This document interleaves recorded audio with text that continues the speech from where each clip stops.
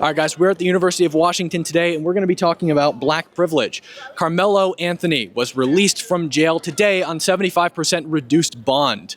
He stabbed his classmate in the chest with a knife that he wasn't supposed to have in school after an altercation. So we're going to talk about it and see what these people think. Yeah. So we're talking about black privilege. Right. This is Karmelo Anthony. Are you familiar? Yeah.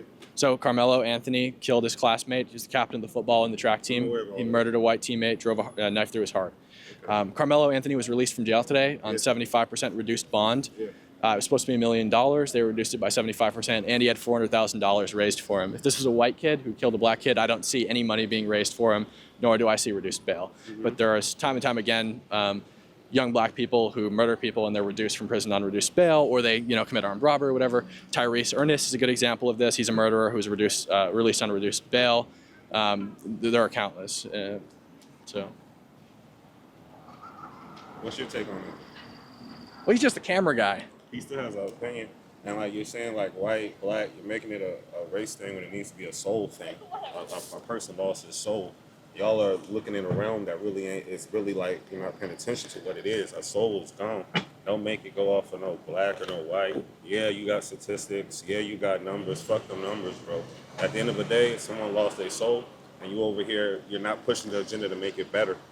At the end of the day, what we need is unity. And all you're doing here is making these people just curious about why you're standing here and trying to bring awareness for your white counterpart. I get it. Why do you think that people were compelled to donate $400,000 to Karmelo Anthony? I can't talk about he murdered a person in cold blood. Can't talk about other it's because he's black, obviously. For sure, but you're saying black privilege. Blacks have not been privileged. And at the end of the day, white privilege... Affirmative action, DEI, Karmelo Anthony, Tyrese Ernest. White privilege has always been a thing. How? Black privilege, that's something that you're making up. What privilege do I have that you don't? Basically, whenever a black person or a minority is born, we're set back. How? We don't have no advantages like you do. What advantages do I have? Just your skin. The white privilege just... What advantages do I have because of my skin? Basically, if there's a white man, he sees another white man, he's going to sit there and he's going to favor the white man. I never got that. Huh? Yes, you did. No, of course I didn't. For sure you did. Of course I didn't. Put it like... I went to a college, I dropped out of college, but when I was in college, I went to a college that prioritized black people. See how it's making the people though. I hear what you're saying, but see, you're over here trying to bring awareness to your white counterparts. That was one of your counterparts right there. I don't care about my white counterparts. It's not about my white counterparts. I mean, you're making it when you come here. You're like black privilege. That's something that both of y'all just made up. Well, even you agree. People have been oppressed for like fucking more than like 350 years. How are you oppressed today? How are you oppressed today? Black people have been oppressed. But you're a black person. They've been oppressed by religion being taken away.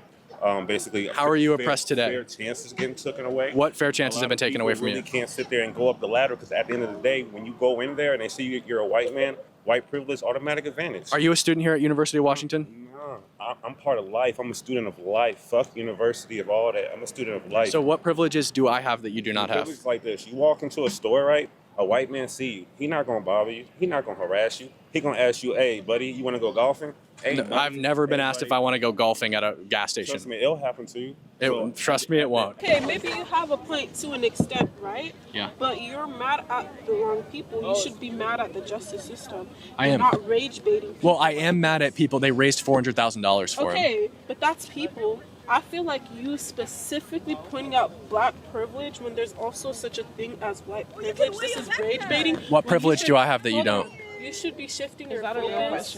You should be shifting your focus to the justice system and not making people who are walking around this campus who are people of color, a black person such as myself who has been targeted by law enforcement and a lot of non-black people in this country, and I'm an immigrant on top of that. You should not be... Black immigrants are one of the most successful classes of people in this country. I'm not. I come from a war-torn country with parents who didn't go to school, so you're really...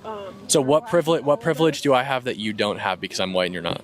It's not more so of a privilege, it's more so of a protection that you have in this country. What protection do I have? Because you didn't come in this country as a slave. Neither did you. I didn't come in this country as a slave, but my country is known for having slaves come back who were taken from our country. So okay, what does that have to do with anything? I'm an ancestor of a slave. Okay, but you're not a slave. Descendant of a slave. I'm not. Have you ever met a slave owner? Have you ever met a slave?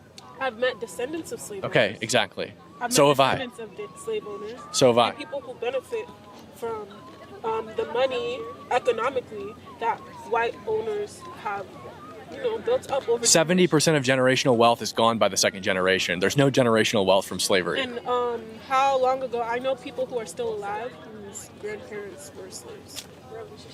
Okay, what's your point? My point is that's not what 2 generations out.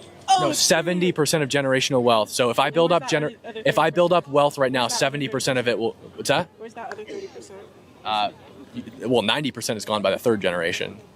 Okay, where's the other 30%? Whereas the other 30% goes to the third generation, and then it's gone by the third generation. Mm-hmm. So if people alive right now who were alive during segregation, Yes. who are not even 60 years old, they're alive. So what's your point? During segregation.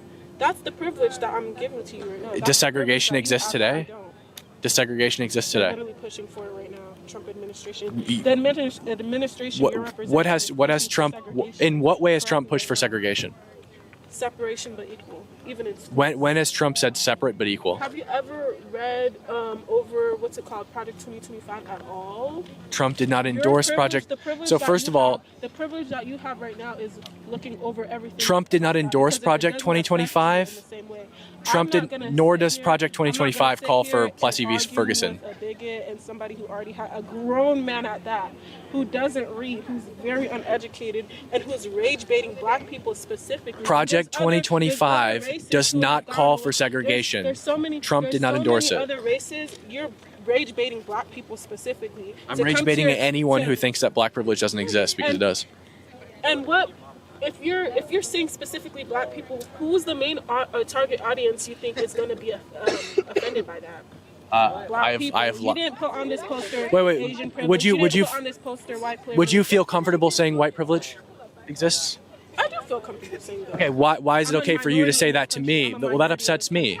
I'm a Why is minority in this country. So You're a what? majority. You're a majority in this Wait, country. hold up. You just spelled it out. You're a minority in this country, so you can tell me white privilege does exists. But it doesn't. I can't tell you black privilege exists because I'm not a minority. No, it's That not is your that. It's privilege. not You that. spelled it out perfectly. No. What I'm Yeah, saying you're is- smiling. no. I see you cracking No. a cheese You're here. a majority in this country. So what? And that's the privilege that you get because this country was built for you. Just like I'm a majority in this country because I'm not disabled. This country was built for me because there's a lot of those stairs are not. Wait, what do you mean this country wasn't built for disabled people? There's a ramp right over there.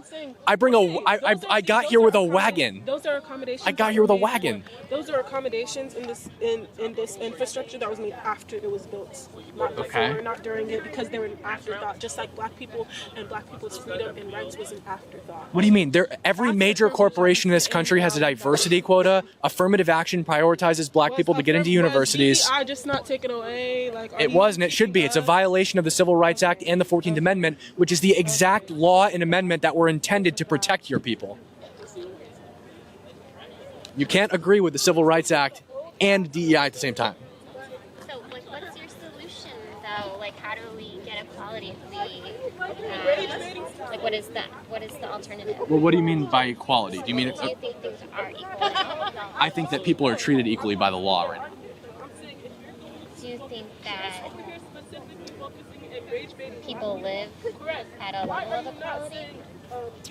Well, are you talking about monetary equality? Do you think it's easier for a white man to come up in life than it is for a black woman, for example? Well, it depends on the situation. Karmelo Anthony, for example, murdered his classmate, a 17-year-old, drove a knife through his heart. He was just reduced on 75% reduced bail, and $400,000 were raised on his behalf. I don't see that happening to a white person who kills a black person in any situation. What is your solution to He's supporting a fixing rapist. equality?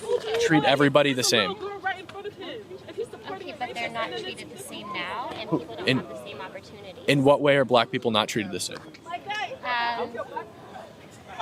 Many, but primarily it has to do with the fact that white people in this country, especially, are born into wealth, and black people have historically. Were you born into wealth? I wasn't. I wasn't. Okay, but me either. I think a lot of white people aren't born into wealth. So do you think that Asian people have privilege in the United States? Do you think there's Asian privilege? And do you think that Asian privilege is greater than white privilege? I need to know his name. Do you think things are equal? in this? I think that people make different money based on their different strife to make money. Asian people make more money than anyone else in this country. They make a differential in money that is the disproportionate in equivalence to the disproportionality between white people and black people with white people. So Asian people make a percentage higher per year than white people that is equivalent to the percentage difference that white people make more than black people. What is that stat? Like, in what way? It's like $30,000 extra a year. Like, but what is the basis of the stat? What do you mean? Like, Bureau of Labor Statistics. average Asian person? It's Like, the what is average income for people in the United States. The average income for an Asian person in the United States is higher than the average income for a white person in the United States by about $30,000. The average income for a white person in the United States is higher than the average black person by about $30,000. Still, what's your solution for equality? My solution for Things are not equal as they are. Yeah, well, monetarily, they're not equal. People are treated largely equal under the law, except in liberal states like Washington, where people are prioritized based on their race, like DEI, which is a violation of the Civil Rights Act. If we want, If you're not equal with money, then well, I think you work for your money. but the opportunities are not there. For What opportunities do white people have that black people don't? many. Like what? Being able to any opportunities. Well, there's so many, you should be able to name one. Yeah, like I mean, even just going to college. What do you mean? Affirmative action. Black people are prioritized for college, especially black women. Do you contest that affirmative action has existed for the past like 20 years? Black people are prioritized when it comes to college admissions. They have diversity quotas. Before that, how many of them went to college? I don't know the stats for college admissions 20 years ago. Not enough. Okay, well they should have, like. Affirmative action. So do you think that violating the Civil Rights Act is worth it just because black people weren't going to college? I don't think it's violating. It is. The Civil Rights Act and the 14th Amendment's Equal Protection Clause is that you cannot treat people differently based on their inalienable characteristics. Their race, their religion, whether it's to benefit them or to hinder them, you cannot treat them differently. So saying a black person is going to be given a leg up over a white person is not only treating the black person differently, but it's also treating the white person differently. It's a breach of the 14th Amendment's Equal Protection Clause and the Civil Rights Act. But like in workplaces and schools and on boardrooms and in journalism and everything, like how do we get more diversity into those places? Culturally encourage people of those races to join those workforce places. So my girlfriend is an engineer. But how do we do that? Yeah, if we don't you have the money? you encourage. Well, first of all, you don't need money to get into these fields. I'm a journalist. I started journalism with $0. I was working for $15,000 a year writing articles. No, I didn't have kids. Do you have kids now? No, because I'm a responsible person who knows that he's not ready for children, and I didn't choose to have children. Because you don't have a uterus. No, it's because I haven't There reproduced. are a lot of responsible people that get pregnant. Clearly not. If you don't want children and you feel that children will be an economic hindrance to you, clearly you're not being responsible if you've had children. Children just don't poof into the world magically. They actually don't. You have to do something to produce children. Children are produced by, I'm not going to say it, right? Because your child is with you. How did you know it was my child? I don't know. Is it your child? Yeah. Okay, One of great. my 3. Great. Yeah. Well, I hope that you love her and you're happy that she exists, but children don't just poof into the world. You have to do something to cause children to exist. Okay, I think the work you're doing here is detrimental to my children, all women, and all Encouraging conversation? people, including white men. I love women. What? I love women. I live with one. I'm sure you do. I do. I can tell. Yep. She makes me do the dishes all the time and clean up after myself. Want to, not because she makes you that way. She makes me do it more than I want to. I think that there's no doubt that this country has had a history of mistreating black people. But I think that history is exactly what it's history. It's no longer happening. I don't think that there's any discrimination against black people in the United States today on any kind of institutional level. I don't think the University of Washington discriminates against black people. I look around and I see tons of black people walking around. I see you here. What I actually see is a prioritization of black people. I see DEI. I see affirmative action. I see Karmelo Anthony being released on 75% reduced bail. You also have Jermone Francis, Tyrese Ernest, Stepan Martin Mason, and Nyan Sanders, which are all young black men who murdered somebody and were released on reduced bail. I see laws targeted specifically at black communities intending to prevent black people from being held in jail and instead allow them to be released, which I don't think should be happening. All of these things are violations of the Civil Rights Act and the 14th Amendment's Equal Protection Clause, which were the very things that were set out to protect black people. But now they're being weaponized to prioritize them and strip white people of certain opportunities or other things like that. So, yeah, I agree with you on that. Yeah, I feel like I don't know because I'm not white, right? I don't know what it's like. I'm half white, so half know what it's like. Because I'm not black either. I'm not. If I go hang out with a group of white guys, I'm white to them. If I go hang out with a group of black guys, I'm white to them. Or I'm going to say that different. If I go hang out with a group of white guys, I'm black to them. If I go hang out with a group of black guys, I'm white to them. So, I don't know.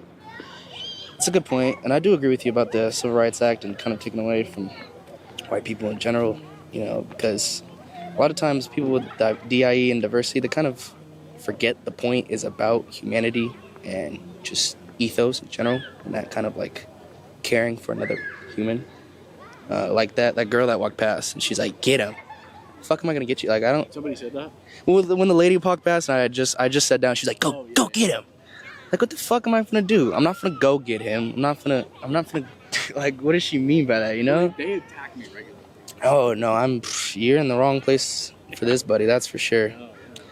And yeah, it's valid. And I mean, saying that people don't deal with that. Yes, in Washington State, black people, we don't have to deal with that at all, and neither do honestly, the most. I couldn't tell you if it's between Latino, Asian Americans here, or the most even Indians. I feel like Indians low key. Like there's so many groups. Yeah, there's so many groups in Seattle, but there's not really one bottom group. Just a group of a bunch of poor people.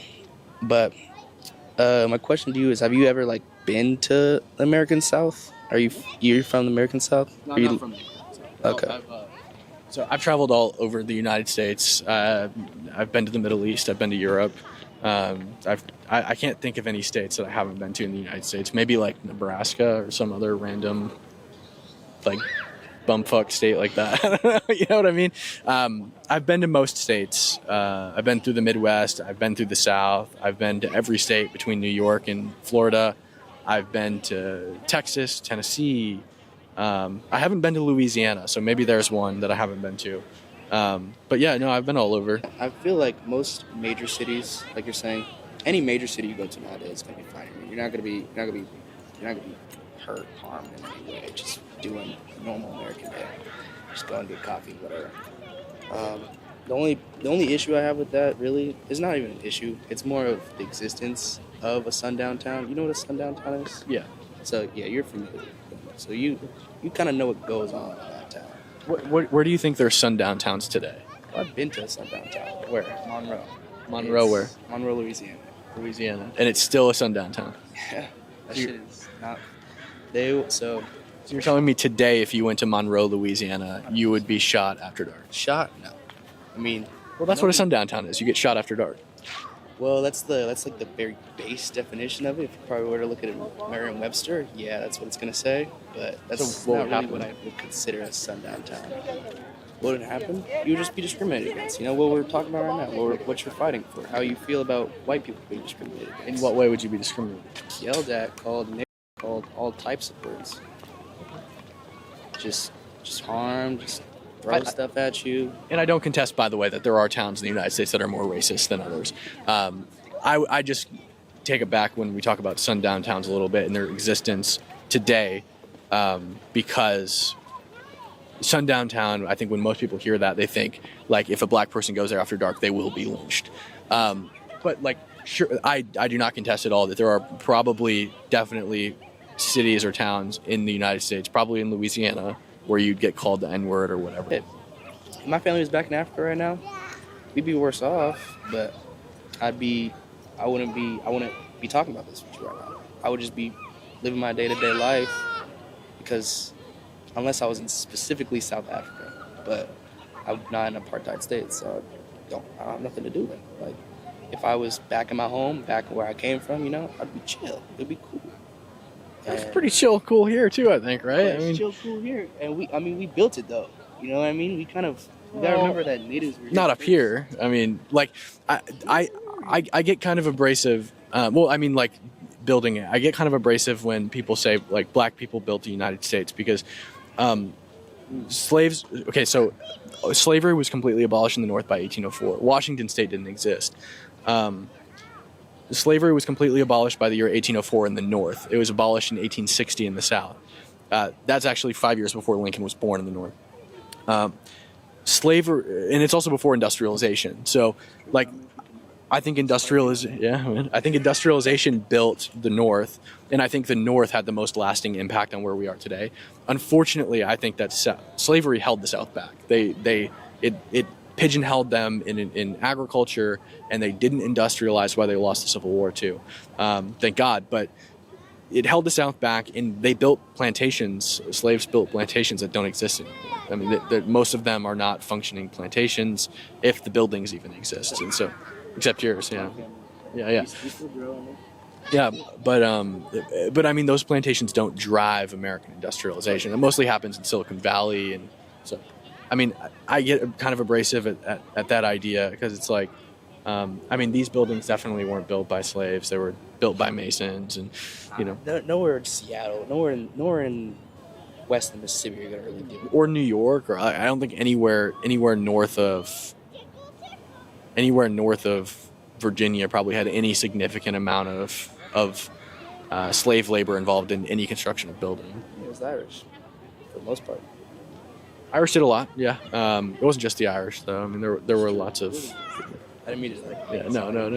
There's a lot of people. But they had a big role in it, you know. Sure. It's true. They did have a big role, and shit. Only, you know, I agree with everything you said. Plantations don't drive economic factors at all anymore. I guess I wanted to say is like, I don't know. I have been thinking quite a bit, and I know why you're here, and I know why you do this, and I know why so many people that are so heavily involved with MAGA participate in such inflammatory acts, because you know the campus that you're on. You're not dumb. You're intelligent. I'm seeking out people who disagree with me. Yeah, exactly. I also live nearby, so that. Yeah, exactly, right? And it makes sense, and I don't know if this is a grift for you. I don't know if this is something you heavily believe in, but something I will say is that it's a shame, and it makes me really, really heartbroken for a lot of young, correct me if I'm wrong, like AMAB, I'm male-identifying people, so assigned male at birth, like a man. You're a man. Mm-hmm. And it makes me sad. Why? Because we have different opinions? No, it makes me sad how you guys are also upset at a system that I am upset with, that many people are very upset with. And are you upset? We're not upset for the same reasons, though. I'm upset because I think that black people get preferential treatment. DEI affirmative action. Carmelo Anthony was released on 75% reduced bond with $400,000 raised in his name. He killed his white classmate, stabbed him through the heart with a knife. So here's the thing. You know that DEI is not about raising, giving. Okay, it prioritizes black people. Let me speak, please.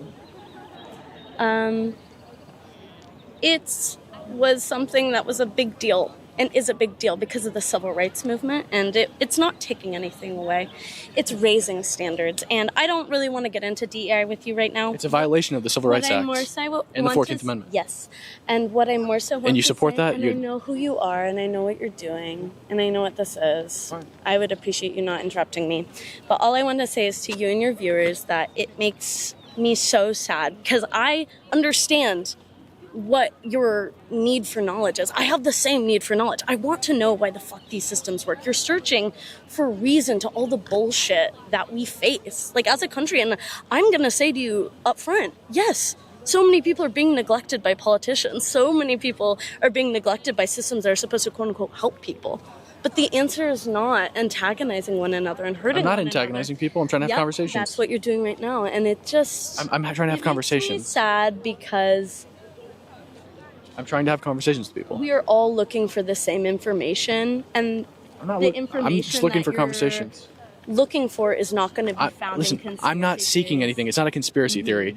DEI happened. It's a violation of the Civil Rights Act. It's also a violation of the 14th Amendment's Equal Protection Clause. On this. I just wanted to say, Do you agree that it's a violation of the Civil Rights Act? nope. Does it or does it not prioritize black people? Yeah, because they've never been prioritized. Right. So if you treat people differently based on their skin color, that is a violation of the 14th Amendment's Equal Protection Clause, and you support that. There are ways you can find your education, and conspiracies and MAGA. Do you support are the Civil Rights a Act? Way of Do you support the Civil Rights Act? yeah, and How can you reconcile I that? was just gonna talk to you, dude, and just be like level with you. Well, you weren't having a conversation with me. You were condescending me. You were interrupting me while I was speaking. That's how conversations happen. No, You it's go not. back and forth. I You're wasn't condescending me. done. Okay, goodbye, buddy. He drove a knife through his classmate's chest, killed him. He was released today on 75% reduced bond with $400,000 raised in his name. If a white dude murdered a black guy, cold blood, I don't think this would be happening for the white guy. I think that social justice warriors feel really good hitting the donate button for a black guy, even though he's a very, obviously a murderer. He admitted to doing it. Yeah. Yeah, to be honest, I don't know about this specific case. It's anecdotal evidence at best for me. But yeah, I know. DEI? Say again? DEI? DEI. Affirmative action? Affirmative action. Black Yeah. privilege? Okay, so yeah, I see the foundation for what you're trying to lay here. Yeah. Are those your main focus points? The DEI, affirmative action. Yeah, I think these are major points where black people have privilege in the United States. I think they're treated better in terms of gathering legal counsel for them, the public, gathering funds and legal counsel for them. I think that black people are given preferential treatment with bail release. I think that affirmative action prioritizes black people, and I think that DEI does as well, diversity quotas. Yeah, no, so I understand what you're saying. Yeah. So, first of all, with DEI specifically, if we want to just go one at a time. Comes over here. Okay, why not? Sit down. Not that I think conversation between two people on different sides of the political spectrum is a bad thing. Anyone says. Okay, there we go. Yeah. Anyone says. Wesley, can you make sure that's on both of us? Are we both in there? Okay, cool. You were saying? Yeah, okay. So I think, the main points you brought up here, DEI, affirmative action, as to why black privilege exists.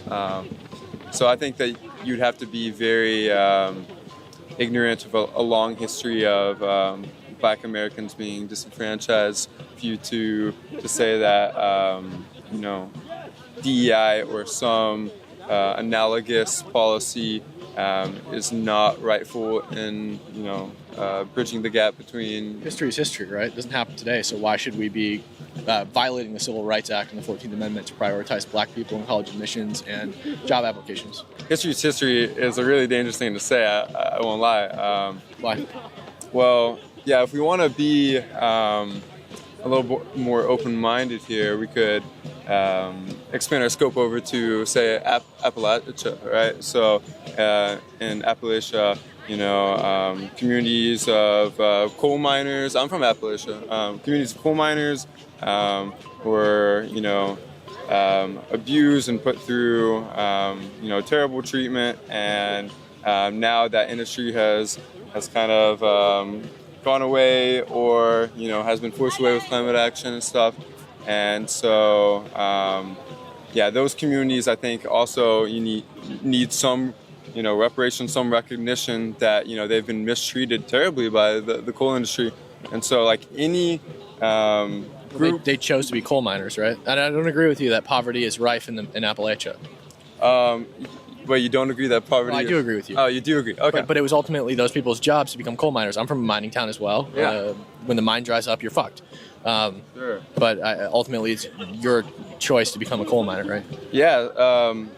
I don't think so. So, economic opportunity, even though you may say it is a choice, it's not a choice to be a part of the economy.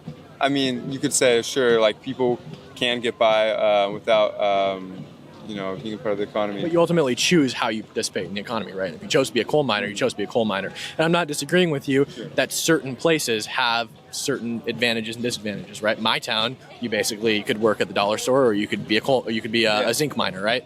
That's how it is in my town. But the majority of the black community is not in rural areas where there's not opportunity. The majority of the black community in the U.S. is concentrated in big cities. So can I ask you this? If you don't think that the long history of disenfranchisement, even going back to, segregation was only done away with in the 60s. So why would, such a recent development, people alive today have experienced, segregation and these terrible laws that have disenfranchised their population. Why is that history something that we choose to neglect in this case when it's so recent? Yeah. So I don't think that segregation held black people back economically. I think what segregation did was unfairly not allow black people in certain spaces, didn't allow them to eat in certain places, didn't allow them to use certain utilities. And that's undoubtedly objectively wrong and should not have happened. Okay. But black people were more successful under Jim Crow than they are today. They were more able to accumulate wealth. And I don't think the reason that black people are unsuccessful today is because of Jim Crow in the 1950s. I think the reason that black people are not successful today is because they don't have fathers in the home. I think that's what holds them back economically. They don't have somebody to teach them to strive to do well, and they fall into situations where they're in poverty because they only have one parent in the house producing one income. And on top of that, they're told over and over again, no matter what you do, you'll never be successful, which does not create a productive member of society. It creates a bitter person who says, no matter what I do, I'm never going to be successful, so why don't I go rob a store? Because no matter who I work for, what job I apply for, I'm never going to get it. That is that thought process, that teaching people that they're held back, is what holds them back ultimately. Look at the Jews. The Jews were massacred all across Europe in the 1930s and 40s. They were put in ghettos in the 1930s. They were mass exterminated all throughout Europe. Okay, Jews today, all across the United States and Europe, are one of the most successful groups of people in the entire world, despite and we're not talking slavery. These people didn't have the fortune of being made slaves, unless they were one of the lucky few who was forced to carry their dead friends out of a gas chamber and then incinerate them, because the Germans didn't want to go into the gas chambers. And even those people were eventually killed. Those people have somehow managed to completely bounce back and become now one of the most successful classes of people in the world. So I don't buy we were segregated in the 1950s. That means that we need to be prioritized now, and we need to violate the Civil Rights Act to prioritize us today. I don't buy it. Yeah, so you make a lot of points there, going through some of them, right? You said Jim Crow laws did not affect the ability for black individuals to accrue wealth. I didn't say it didn't affect them. It didn't hold them back more significantly than they are allegedly held back today, because we saw black people were more able to achieve wealth accumulation in the 1950s and 60s than they are today. Black people are worse off today than they were back then when you adjust for today's law. Okay, yeah, and I'm assuming you're saying that in no defense of Jim Crow. No defense of Jim Crow. No, Jim Crow's wrong. It should be done away with. I agree. You're saying in that given context. Yeah, so I don't buy that black people are held back by previous Jim Crow today, when black people on average are worse off today than they were under Jim Crow. I'm not saying that Jim Crow made them better off. I'm just saying that I don't buy that's what holds them back today. I think it would be a difficult,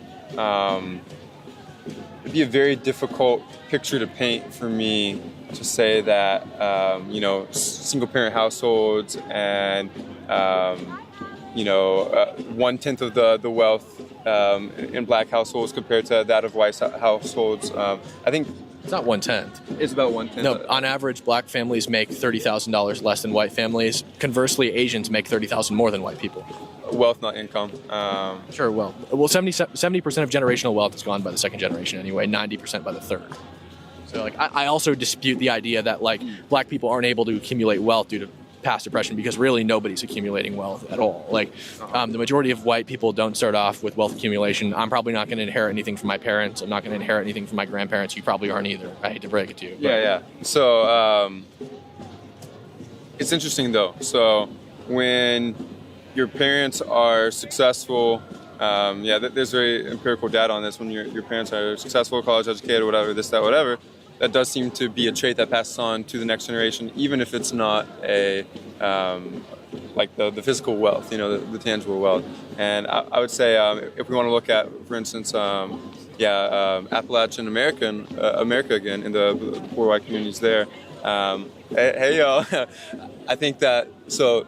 You seem to blame, single parent households. They have a single income. It's mostly single income and the lack of a father figure. Mm-hmm. There's a similar rate of single parent households in Appalachia with these poor white communities. So I think this picture you're trying to paint makes sense, right? No, I think you're talking about poverty in Appalachia, and you're also saying they have the same problem. They have single family households. Yeah, but you seem single parent households. Painting a picture of the culture creating the symptoms when I think, it would be very difficult to say that, the symptoms of poverty are not the results of these other things. The question would be like, how is it that black people were able to accumulate wealth better under Jim Crow, but today they're seemingly not able to accumulate wealth? It doesn't make sense to me that if you're saying Jim Crow is what holds them back today, how is it that they were able to be more successful under Jim Crow than they are today? And I'm not saying that Jim Crow made them successful or anything like that, but what I'm saying is like I don't buy the idea that that's what holds them back today, especially decades later, 50 years later. I think in reality, the reason that black people are less successful on average, and it's not that insane either. It's literally the wage difference or the income difference between white and black people is the same as the income difference between white and Asian people. Asian people are the most successful group of people in this country, but I don't think that Asian people have privilege. I think that Asian people work their asses off, and they have a culture of studiousness.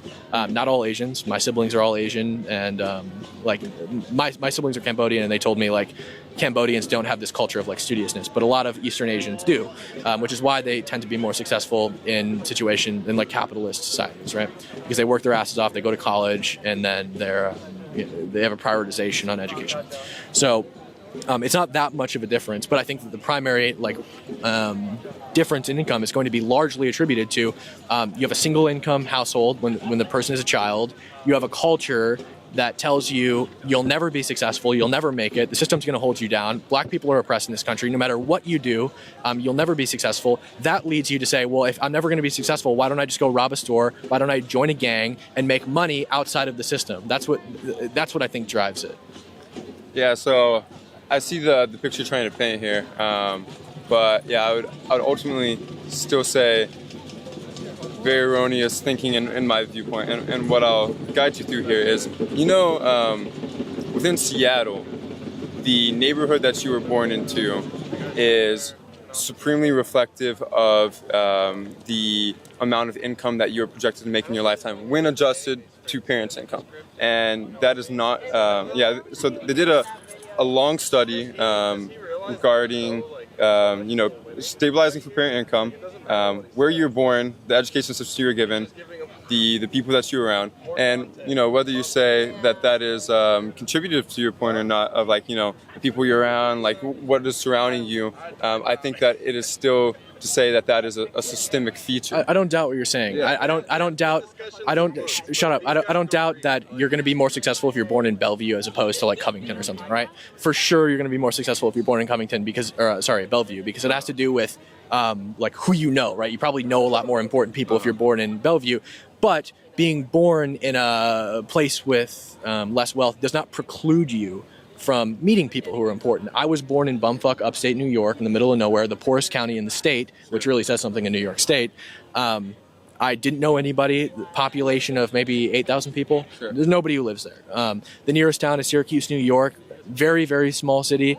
You're going to be better off going to Canada if you want to shop, because it's 3 hours away to get to Syracuse. Yeah. So I started off with a poor family. We didn't have any money. I didn't know anybody. I didn't have any additional opportunities. But I've created a life for myself where now I know very wealthy people. I know people who can help me out with projects because I built that for myself. Me growing up in a place that didn't have quite an advantage did not preclude me from making advantages for myself. And I think everyone, regardless of race, has the opportunity to create those advantages for themselves. And I think when you tell them they don't have those advantages, they're never going to seize the opportunity. Yeah, so once again, I understand the picture that you're trying to paint. What I would say is, so can I ask you, do you think that this is the same thing is happening within, poor Appalachia, for instance, like where I'm from? A lot of people aren't successful, and the school systems aren't great. They don't know what it looks like to be successful. There's not really, they don't have successful parents, and it's just kind of generational in a sense. So I don't disagree with you. I think it's very similar. Yeah. And a lot of people in Appalachia turn to producing drugs and trafficking. Yes. Methamphetamine. It's a terrible, and those are white people mostly. Yes, absolutely.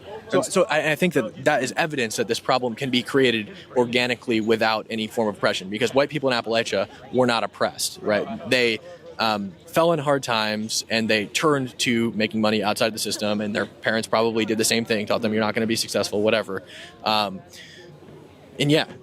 So I think that I think it's the same thing. I understand what you're saying. So, but once a community is affected, I don't disagree with you that there can be singular standout examples of people who are able to escape kind of the systemic setup, and but overall, somebody who is surrounded by a system, surrounded by, and doesn't have, frankly, nearly as much structural support. Just one standout example. I'm from a very similar area from you. I'm from a mining town. I'm from a town where everyone's poor. You either, nobody leaves where I'm from, by the way. Like, I am like one of the very few people who managed to move to Los Angeles from where I live and go work a job that made 6 figures. Never happens. The most you're going to do is go like maybe 50 miles north, which gets you, south, which gets you like 2 towns over, right?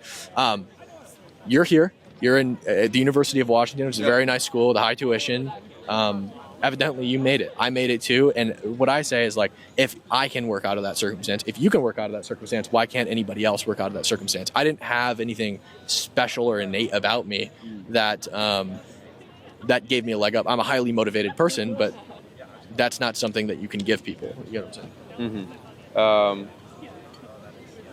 I do understand what you're saying, but I'll also say, when you are distracted by a sea of different factors about what life should look like, and frankly you're not put in the best position in the first place. Like maybe your family is already, I don't know, drug affiliated, or say your parents out the house all the time because they have to be supporting you. Born into a single parent household. I was born into a single parent household. In these circumstances, I'm not saying, I'm not applying to everyone, hey, it's not, everyone will be a product of poverty as a result of, the circumstances they're born into. But quite frankly, not everyone is going to be able to break out of those circumstances. I'm not saying that's impossible. But I don't think it's anything innate about them. I think it's just the lack of motivation, probably because you tell those people they can't break out of the circumstance. You talked about drug-affiliated families. Sure. Another great example of this is the Vice President of the United States, J.D. Vance, also raised in Appalachia. Yes. Drug-affiliated mother, single-parent household, very, very poor, had to go live with his grandma because his mother was a psychopath. No offense, but I hear she's a great woman now, sober. Sorry, J.D., but anyway, very difficult circumstance. Now the President of the United States, he put himself through Yale, graduated summa cum laude. I don't think anyone else actually put himself through the military first so that he could pay for college, and then graduated summa cum laude at Yale, which is not an easy feat, obviously. There's a lot of self-educating going on there. And I think these are all evidence, me, you, J.D. Vance, these are all pieces of evidence that you can break out of these circumstances. In that there's not a system holding you back or causing the circumstances. And I certainly don't think the correction to the poverty problem in Appalachia or in inner city communities, in cities around the United States, I don't think the solution is throwing the Civil Rights Act and the 14th Amendment out the window and saying now we're going to institute affirmative action and DEI programs and diversity quotas that intentionally prioritize one race over the other. Yeah. So what I seem to be gathering is you think, maybe the liberal agenda and the narrative specifically around, Black people being unable to break free of their circumstances what is contributing to the perpetuation of their circumstances. This idea that's being implanted in their brain. I think that's part of it, yeah. And I also have a huge problem with. I'm not gonna sit here and complain about that. I'm not black, so like that doesn't affect me. I would leave it to many of my black friends who do the same thing I do to talk about specifically the notion that's put in their head that they can't advance, they'll never be able to be successful in society because the government intentionally holds them back, yada yada yada, whatever. I'll leave that to them. C.J. Pearson, Xavier DeRusso, whoever wants to talk about it that's black, right? What I don't care. It doesn't affect me, right? What does affect me and what I do care about is the disregarding of the Civil Rights Act and the 14th Amendment to prioritize certain races or certain groups of people or even people based on their gender.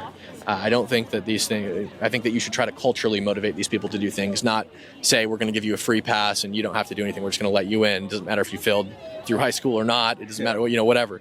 And I'm probably an example of this because I failed through high school. I took algebra 3 times and I went to college, right? Sure. And I got a ton of financial aid that helped put me through college, and I ultimately dropped out. But and I went and failed through college too. So like it doesn't help those people, I don't think either. I think it actually disadvantages them. I think it contributes to imposter syndrome. I think that it contributes to people not learning that they have to work for things. So I don't think these are good things. I don't think discrimination in any sense is good. I think that we should try to avoid it as much as possible. I think people have equal opportunity in this country, and I think that we should have equal standards across the board.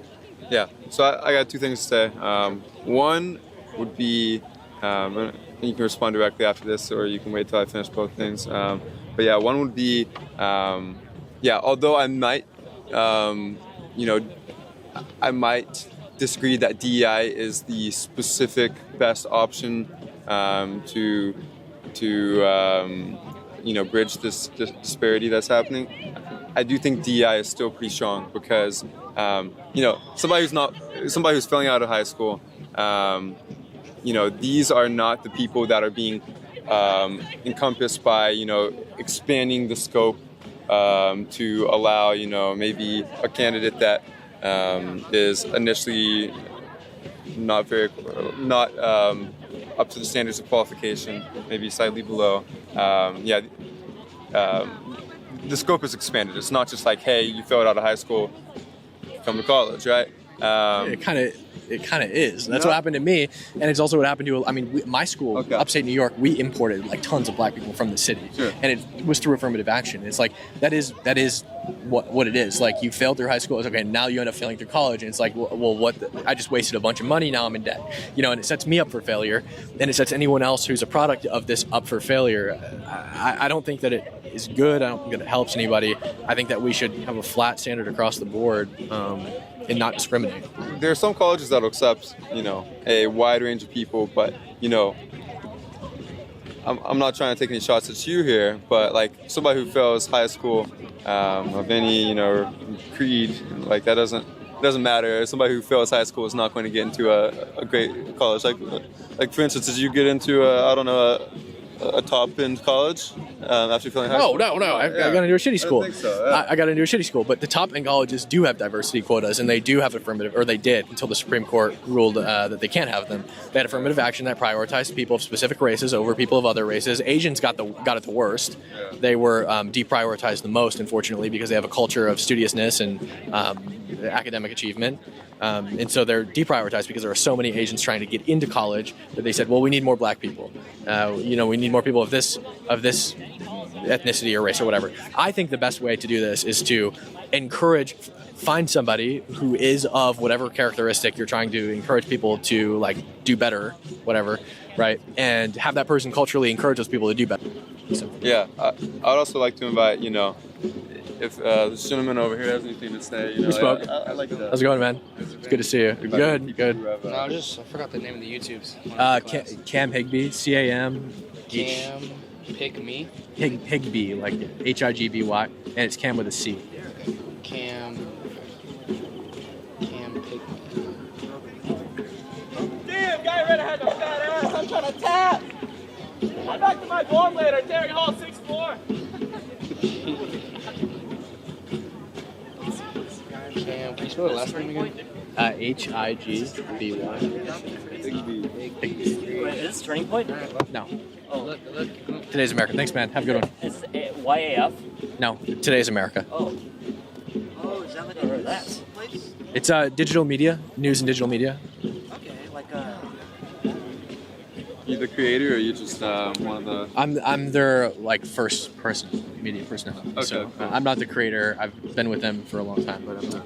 Yeah, no. So yeah, the second point that I want to touch on though was, I think that your expression of systemic versus your weight on individual people being able to break out of a system, I think that is very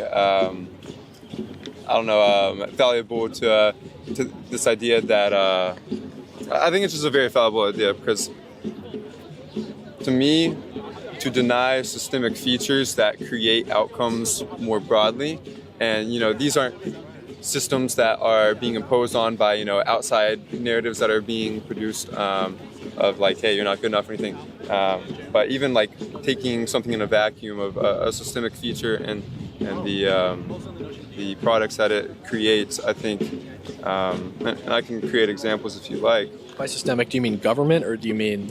Systemic can mean a lot of things, education, government, anything, right? So, what context are you using?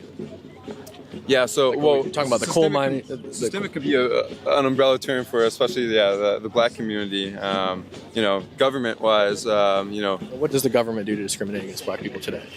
Currently, by law, today, nothing, right? By law. But historically, once again, and this will just bring us back into a loop here unless we're able to acknowledge that systemic has lasting effects. But if we look historically, redlining, Jim Crow laws, slavery, like all of these things contributed to a historical outcome that I think that we cannot deny, that whether you want to blame it on work ethic or whatever be the case. I don't think it's work ethic, but I don't think that the situation that black people are in today is caused by previous discrimination. And even if there was like a marginal cause there from previous discrimination, I do not think that the solution to fixing that problem is to let the pendulum swing even further in the other direction and do the inverse, which is what we've seen with affirmative action, DEI, diversity quotas, allowing Karmelo Anthony, who murdered his classmate, to walk free for 75% reduced bond with $400,000 raised for him. I don't think that's a productive way to solve any economic problems. And I agree with you that, like, if there are economic disparities in the country, you try to solve those economic disparities, right? But you can't do it through discrimination. Like, I think that we should, if possible, try to pump money into Appalachia. I think that we should try to pump money into inner cities. Trump did this in a very effective way during his first term. He created 9,000 economic opportunity zones across the country where he provided tax incentives to wealthy investors to invest money into businesses in lower income neighborhoods. 9,000 of them all across the country. And we saw great outcomes with that. And the good thing about that is you're not really wasting any government revenue, because you are relying on foreign investment, and you're not discriminating against anybody, and you're providing money to those communities that they desperately need. And that helps everybody: white people, black people, Hispanic people. It helps anybody who needs it in especially disadvantaged neighborhoods. And I think that's a great way to solve the problem. You want to talk after? I'm in a rush, but I was gonna say that neither is discrimination the other way. Huh? Neither sure, yes, discrimination in any direction is wrong, but what do you Well, I saw tax cuts for the wealthy on your phone screen. So Trump didn't actually give disproportionate tax cuts for the wealthy. If you look at the 2018 Tax Cuts and Jobs Act, people in poverty primarily were the beneficiaries of his Tax Cuts and Jobs Act. So people making $15,000 to $50,000 a year received an average tax break of $16,000 to $60,000 a year. You go up the scale progressively for higher incomes, it gets less and less and less until you get to people making over $1 million a year and they received a tax break of 4%. So proportionally, people making less money received a higher tax break than anyone else. tax break? Yep.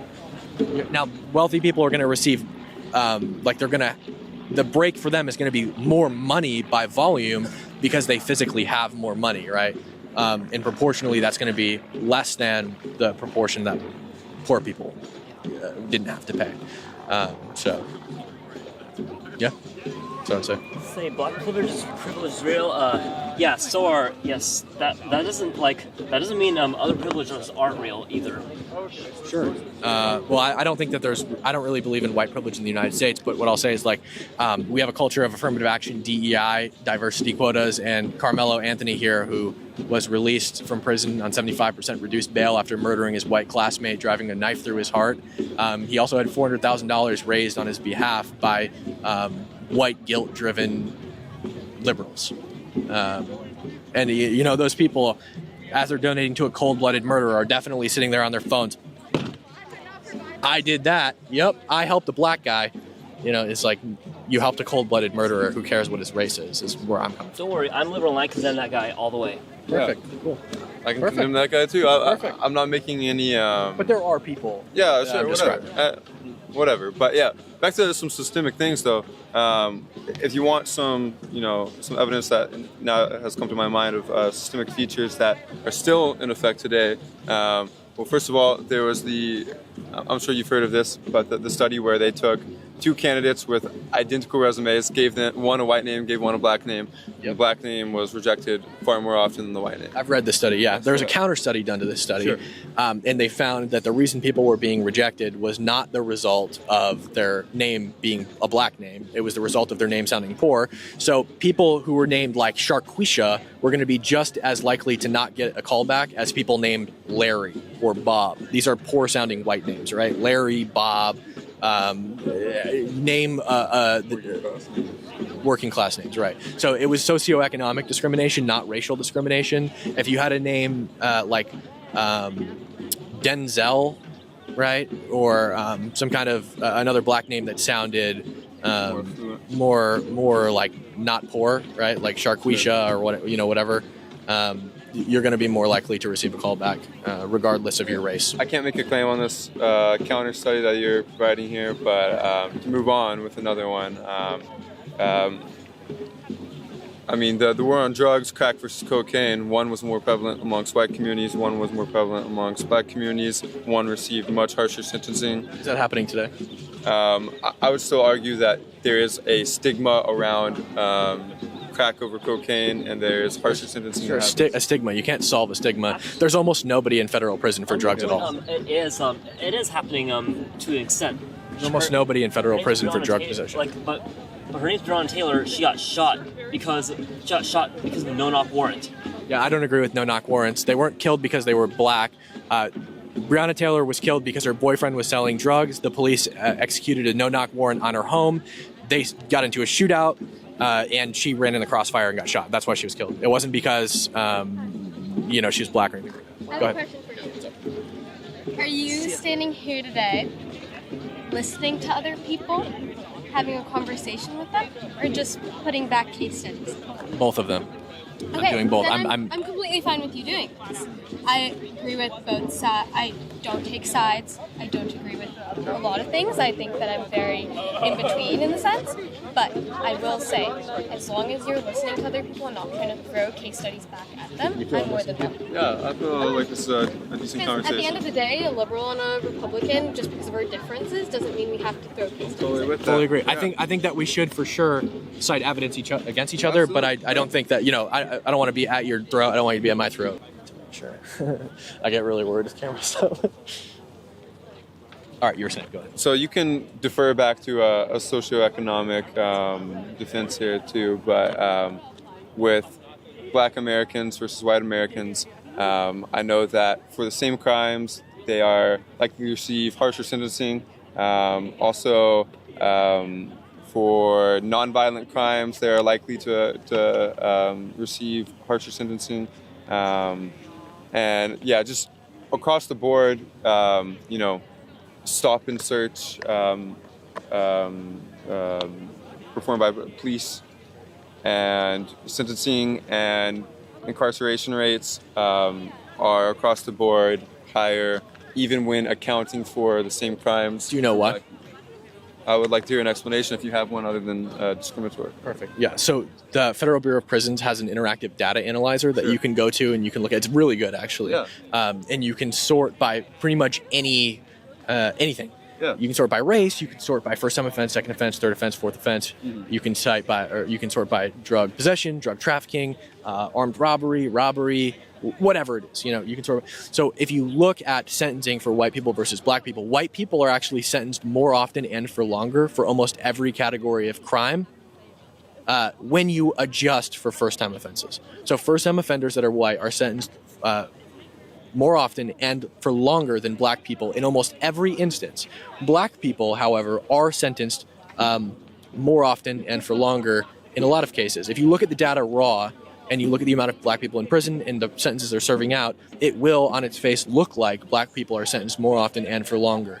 But when you adjust for the fact that black people are more likely to be repeat offenders, you realize the reason they're being sentenced for longer periods of time is not because they're black, it's because the judge is seeing them for the fourth time, right? The third time, the second time. That's why they get longer sentences, and that's also why they're more likely to be sentenced. But the difference is marginal. It's anywhere from like 3 to 10% when we're talking, or 1 to 10% when we're talking about white people being sentenced longer and for more often for the same offense and the same level of offense.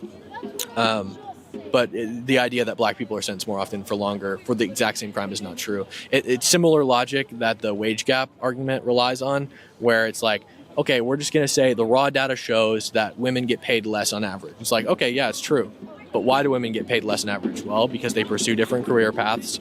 We don't account for whether or not the women negotiated for a higher salary. We don't account for whether or not the woman has been working that position longer. We don't account for where they're actually seeking employment. We don't account for any of these things. We just account for like the raw data, right?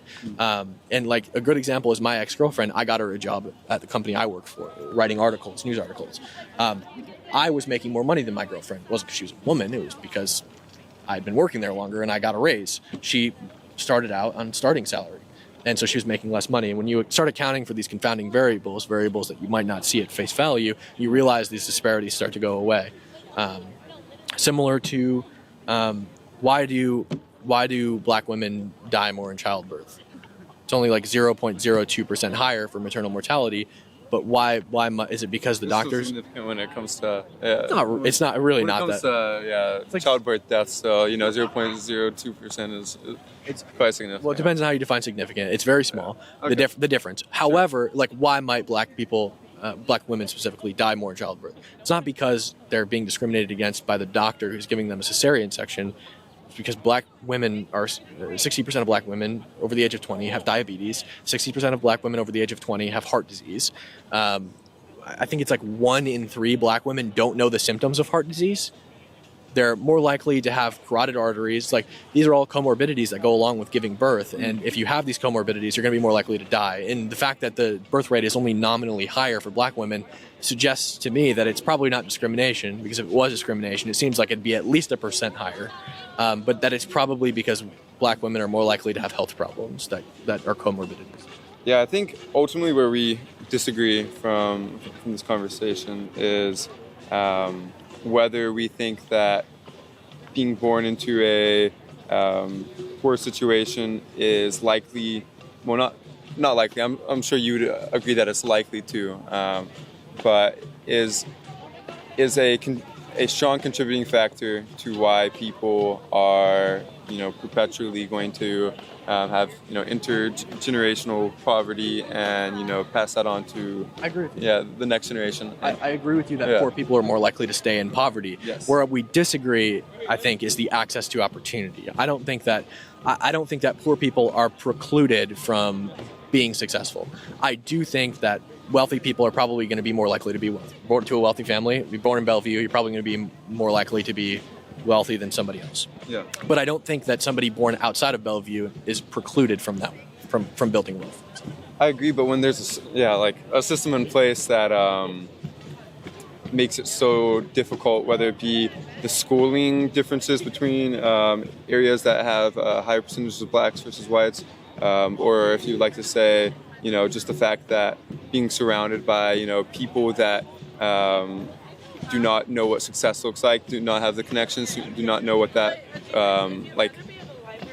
I think if you take a holistic look at the picture, sure, you're not precluded from, but you just have to understand that people are, to some degree, at the mercy as a picture, as a whole, right, at the mercy of the system to which they're born into. Sure, and I don't disagree with you that, like, you know, you and I probably had to jump through more hurdles than somebody born in Bellevue, because we talked about that Seattle study earlier. But I think that's like an unfortunate fact of reality, that like you're going to have to jump through more or less hurdles based on where you were born or what you were born into. But I don't think that's exclusive to race. I think that is a fact of reality, and I think everyone who lives in America is infinitely better off than people born anywhere else in the world. I think that we don't have to, you know, fight and kill for our next meal, whereas people in other countries do. People, Middle East, look at Africa. Absolutely. I'm not denying our privilege as Americans. You know, like I know a lot of people, I'm sure would love to sit on America, but yeah, we have it so much better off. Absolutely, and American privilege. Absolutely, and that's not something that yeah. Well, you say that, and we can be honest with that too, right? Like the systemic nature inside of America versus we compare to another country. The laws, the culture, the everything, right? In the United States allows for people to reach better outcomes than in other countries. And, you know, so we can look at that and apply that on a more local level too. Even if we admit, you know, we're privileged to be Americans, we can still strive to have, you know, better outcomes for the population. Of course, I think we should. And I'm not saying you disagree with that, right? I know you totally do. But yeah, I think the fact that you have to jump through more hoops will ultimately thin out the population that is able to be successful. And sure, like, you know, the right individual who, you know, was either imbued with the right work ethic or the right this, that, whatever, is able to still jump through enough hoops that they can get there. It's just the fact of the matter that, you know, hoops make it more difficult and it thins out that population. Yeah, I think we also live in a unique age where, like, I mean, it didn't matter where I lived to start my job. I started on the internet, and that's how I was found, and that's how I got my job. And the job that I currently work is I was found through the internet. And we just have, I think, such privilege as Americans. But I think, I just don't think it's exclusive to race, and I don't think that people are specifically held back by their race, and I don't think that we should prioritize people based on their race. Yeah, and I would mostly agree with your sentiments there. But when race is so correlated to poverty levels, and there's a historical connection between why, you know, a certain race has a particular poverty level, I think that is when it is difficult to deny that, you know, race, even though it's not on the matter of race, although it is historically, it is still representative of, you know, poverty, and their poverty has a history. That I think I would just disagree with you. I think if we go back through it, we'll just end up in a circle and back where we started. But I appreciate it, Aiden. Well, yeah, no, have a good one, man.